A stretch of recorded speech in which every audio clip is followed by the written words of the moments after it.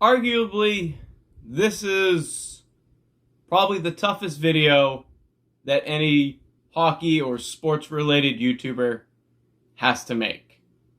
This is it.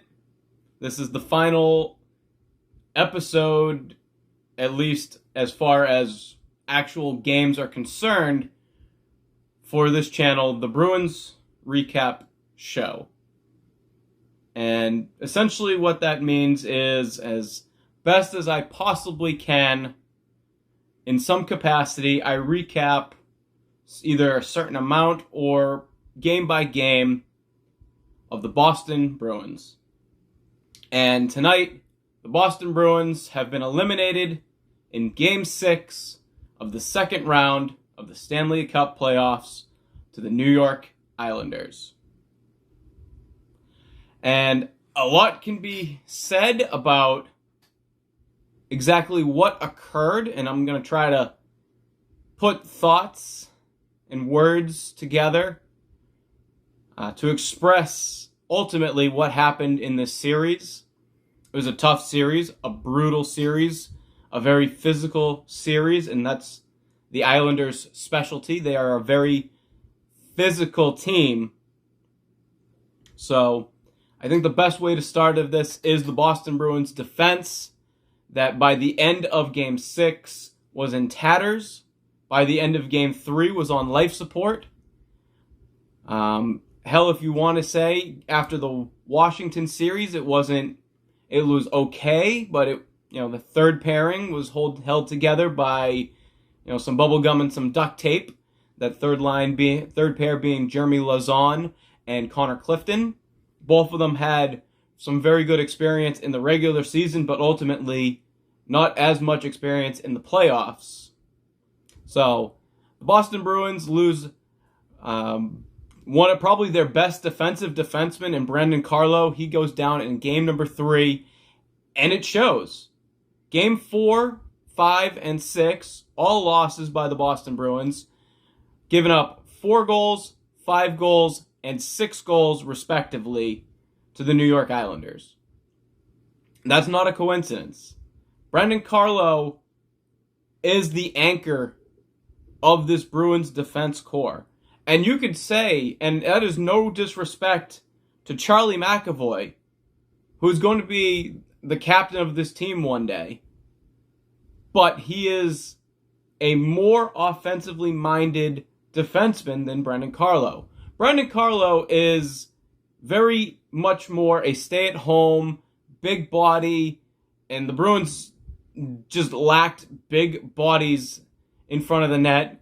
The Islanders were able to get a lot of tips, a lot of deflections, a lot of pucks and bodies in front of Tuukka Rask. Kevin Miller, of course, injured in the Washington series. Another big body, big, strong defenseman. Could have been definitely used in this series, but he was unavailable. Jakub Zboril, unavailable. The Bruins were down to Jared Tenorti, and if Tenorti or anyone else went down, I honestly don't know who else they would call up. I think Urho Vakanainen maybe was all that's left, as Kampfer was done for the season, Zboril done for the season. It's just very, very tough to have Connor Clifton playing top 4 pairing minutes. That's not exactly what he is best at, but you have to play with what you got, and unfortunately, proof is in the pudding. Charlie McAvoy, of course, targeted all series long in game number 6. That would be this game that just happened. He went down in the first period for about 10 minutes or so, maybe 6, right around 6 to 10 minutes, somewhere in that time factor. He got hit in the face. It is what it is. And it didn't really look the same, although he played really, really well throughout most of the series, even though he was heavily targeted. Next big thing for the Boston Bruins for this series is this reliance on 4 players. 4 forwards were among probably the only Boston Bruins players to score any sort of points outside of defensemen, and even that, not a huge amount of production from the defense corps. And your 4 are exactly who you think they are. Bergeron, Marchand, Pastrnak, and David Krejci. Marchand, 9 points. Hell of a series. Even tonight, 2 power play goals, trying to put the team on his back. Tried to put the team on his back in Game 5. Put the team on his back the whole series. In this playoffs, Brad Marchand really came to play. You saw as much production from Brad Marchand in the playoffs as I've ever seen. Same with David Pastrnak. 9 points in the series as well. 5 goals, 4 assists. 3 of them in game number 1. So I don't know if you want to hold that against them or not. You can do what you will. David Krejci comes next. 2 goals, 5 assists. And then Patrice Bergeron with a goal and 4 assists for 5 points. And then after that, it's a wasteland of Craig Smith with 2 points. Taylor Hall with 2 points. Charlie Coyle with only a point. Nick Ritchie with only a point. Carson Kuhlman, who got interjected into the lineup to replace Jake DeBrusk. At least he got a point. Corrali, Wagner, DeBrusk, and Curtis Lazar, goose eggs. Your fourth line was not good enough. And that's the Islanders' benefit. They can roll 4 lines. The Boston Bruins can't. They have no fourth line. Corrali, Wagner, Lazar. As much as I liked the acquisition of Curtis Lazar, it wasn't good enough. They're not good enough. And Craig Smith and Taylor Hall were non-factors in this series. They needed to be more productive, especially Taylor Hall, who I loved the acquisition of Taylor Hall, and I really, really wish Boston could have got more out of him. Because if he was more of a factor in this series, we'd probably be playing 7. It might even be a different series, but that's a what if. You didn't get it. And then, of course, the big one, the Boston Bruins get goalied. Semyon Varlamov comes in Game 2 and holds the fort down pretty well. And it's a completely different team with Semyon Varlamov on his game. Ilya Sorokin giving up 5, and then after that, 3, 2, 1, 4, and 2 are all the goals that Boston's able to score, and I think a handful of those were empty netters as well. Semyon Varlamov played fantastic, outplayed Tuukka Rask throughout most of this series as Boston peppered the Islanders' goaltender with shots, but that's the way the Islanders like to play. They'll give you shots. They'll give you the offensive zone time. They will stall you out. They will physically wear you down, and then they'll go off on the counterattack and score. Am I disappointed? Yes, obviously. If your team goes into the playoffs, you want them to go all the way. If you don't, why are you here?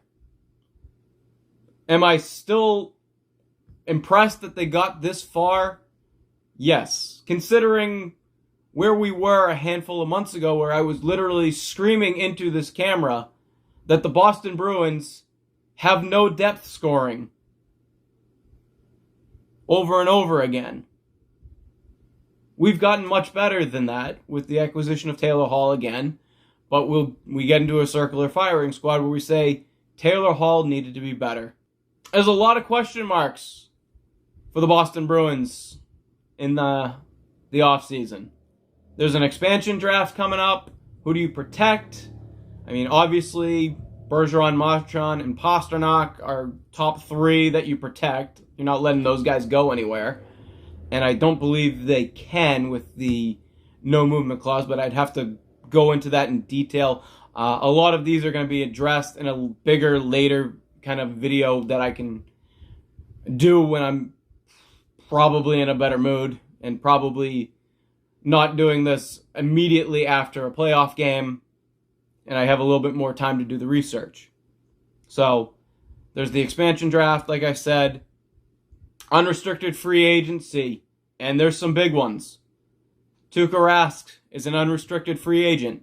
You have Jeremy Swayman, who played fantastic during the season. Is it his net? Is it Swayman's time? Is is the era of Tuukka Rask.